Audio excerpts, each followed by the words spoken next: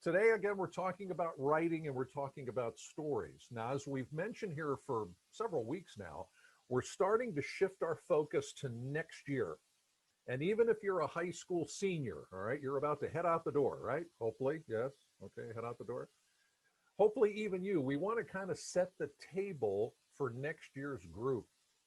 One thing I think just about everybody has learned from this insane year that we've been dealing with is the value of putting and telling more stories in the book. I've seen some really great stuff in lots of different books out there, including just like little stories here and there about this person, that group, this event, this team, this person, and so on, which I think is really cool. So again, in this crazy year, guys, we're looking for the silver linings here. And hopefully one of the silver linings is we've started to shift our focus maybe away from the usual stuff we cover in the yearbook every year, year in and year out, and switched it more toward, hey, we got some really cool stories in our school of different groups and people and so on. Let's tell more of those. All right. Because guys, we've gone over this stuff before, so I don't want to bore you. All right. Why tell stories in the book? Well, right there it is on the screen. Your yearbook is a history book. We're telling the history of our school this year. And we do that in part by telling the stories of these people and those people and that person and this person and all any ways that we can do it. All right, pictures, and we've mentioned before, always going to be the number one element of the yearbook. That is never going to change.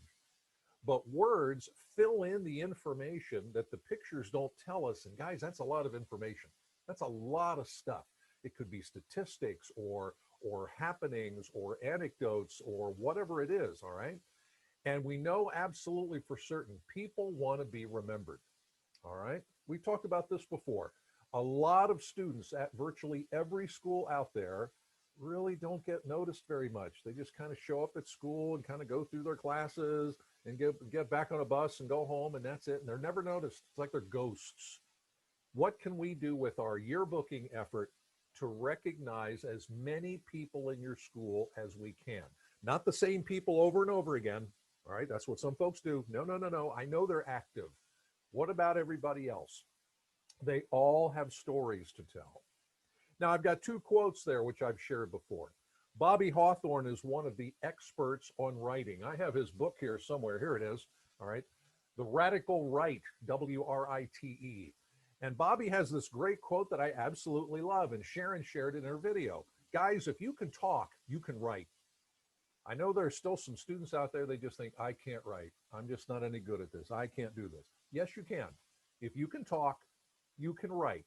Doesn't have to be flowery language with big words and all that stuff. No, use words that we're like we're doing right here. We're having a conversation. If you can talk, you can write. That's perfect. And then my friend Casey Nichols, who's one of our Jostens ambassadors, longtime successful yearbook advisor, his quote there, cover people the way they want to be covered. In other words, you don't have to make it up for them. Let them tell the story. And so pretty much, again, guys, we've done this before. If you got a gadget, gizmo, whatever you got, you go to interview or talk to somebody to get their story, use this, record them, afterwards transcribe the things they said, and then find what's there that you can use to help tell their story in their own words. Now, that could just be a one-line quote, or it could be something longer than that. But there's no need to reinvent the wheel here, guys. All right, let them tell their own story.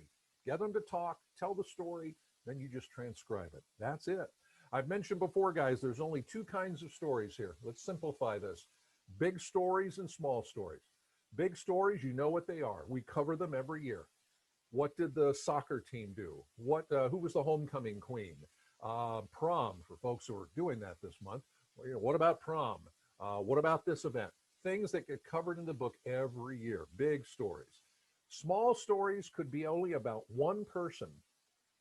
And while some folks might say, well, who cares about that? It's important to that one person, right? Of course it is. How many people can we cover in the yearbook next year? All right. I always kind of throw that out as a goal, guys. How many, not which, how many people can we cover? And it could be in the book. It could be on your social media outlet. Hopefully you have something like that. And maybe it's in other different ways. How many different people in your school can we cover? Now, advisors, let me do a quick little screen share here. I'm going to go to Yearbook Avenue once again, the J classes area. If you didn't take the time, go down to the writing section. Here's the one here called Feature Stories. And if you're looking for some more, if you will, classroom type material, just scroll down below Sharon's video. Guys, you got a whole lot of stuff here to help you organize, to get ready to tell stories, what stories to tell, how to figure that out, how to format all that stuff, how to follow things. It's all right here in the J class area. Advisors, please use this. Our folks have worked really hard to compile all this stuff. Awesome material all in one place. All you have to do is pick and choose the ones you want to use. It is absolutely fabulous. So please, if you haven't already, make sure to find ways to utilize that stuff. It is really, really good. All right, now let's get right to the activity. This is going to be a brainstorming week today and tomorrow as we wrap things up. Again, we're looking ahead to next year. Now, in this case, of course, there are some folks still working on either a summer or fall delivery book or maybe a spring supplement. So some ideas we come up with here, maybe we can say, hey, maybe we can quick put that in here now. It's not too late. All right, let's do it. So the idea here is somebody be a note taker at your end.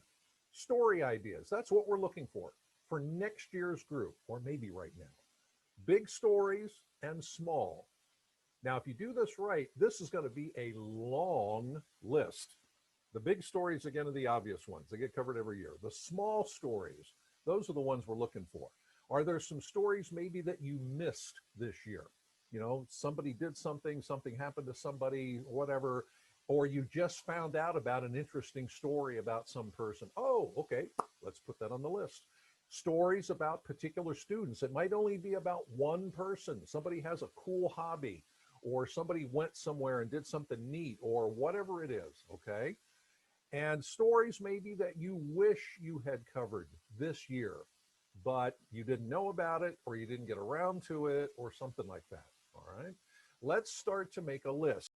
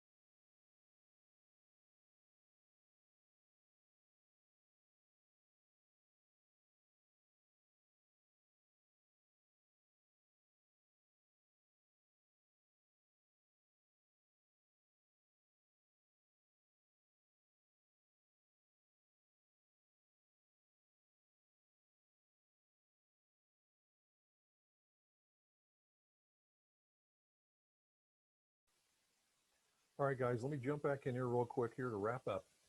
Keep working on this list. One thing I've found from over 2 decades plus of experience is that once we hit summer break, summer vacation, everything kind of stops. All right. Nobody wants to be thinking yearbook. Nobody wants to be doing yearbook work for a good 2 month period over summer break. And frankly, guys, this year we all need a break, right? Yes, I know I do. Okay. We all need a break. The work you can do now here in May can really help that new group out when they pick up the reins in late August or the beginning of September. All right, let's not let them start from scratch. If we can kind of set the table for them, hey guys, here's a whole bunch of story ideas you might want to consider. And next year's group again might be a totally different group. Okay, but I think they're going to take that information and think, all right, cool, we got something to work with here. This is great. Let's go. Rather than having to start from scratch. Okay.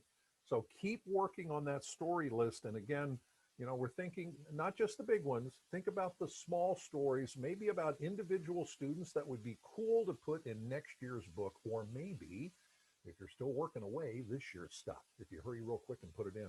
All right, there we go.